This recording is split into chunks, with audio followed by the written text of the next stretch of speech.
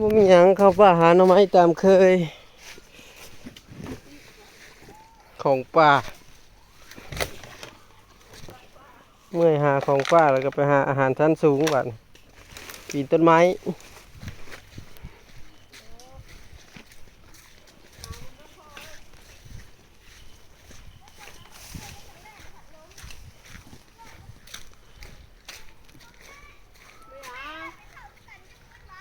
ไปรถ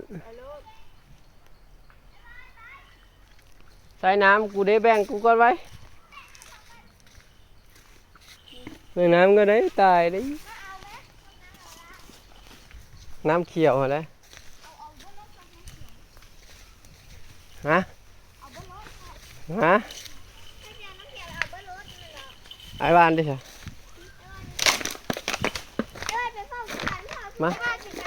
โยนมาโยนมาเลยสับเอาน้ำอีกบ่บ่น้ำมันร้อนเพื่อแม่ย่าไปรถเนี่ยชิลงไปหาซื้ออยู่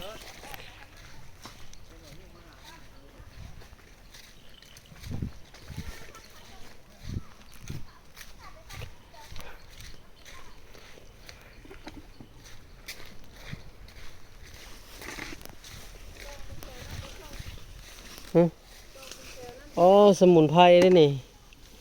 สมุนไพรที่บ่มีไผรู้จักแต่เรารู้จักไม่บอกดีกลัวอะไรนี่ยาดีนี่ต้นนี้ก็แม่นนี่ของแท้นะปลาไว้หันละปลาไว้มันเป็นปริศนา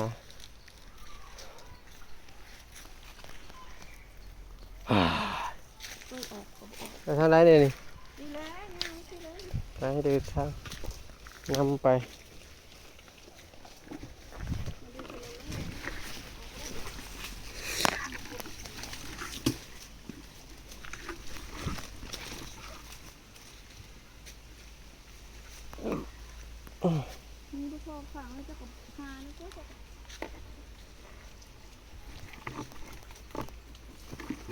บ่มีทะเลสายอยู่นี่ดิคือเบานี่อยู่กลางทะเลเลย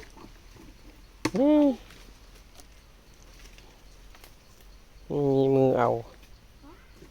บ่มีมือแล้วนี่เด็ด2 โน่3 โน่เห็นแต่โน่เดียว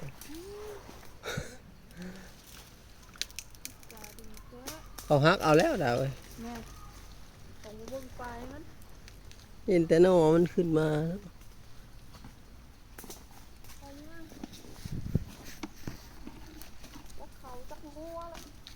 ท่านควรเขาอยู่บ่นี่ท่านควรคนอยู่บ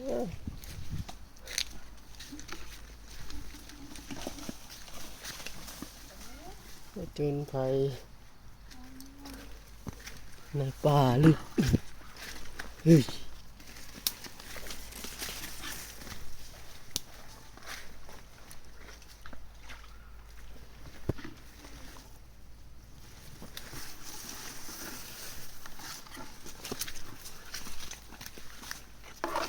โอ้สายน้ำที่สัตว์มากมาย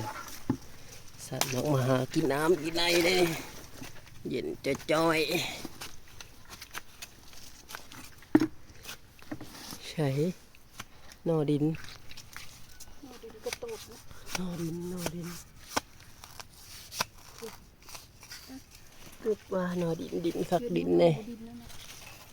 ดินคักดินใช่ไปแล้วไหมไปไม่ได้ตันทางไม่กัน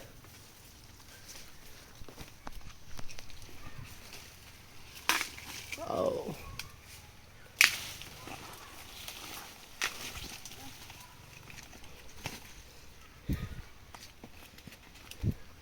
แม่มันยากดอกอันนี้ก็ได้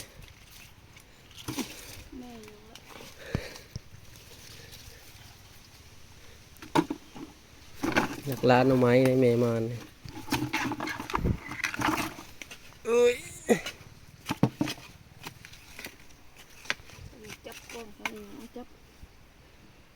ให้จับหลายอันแท้ยุงก็มาบัดนี้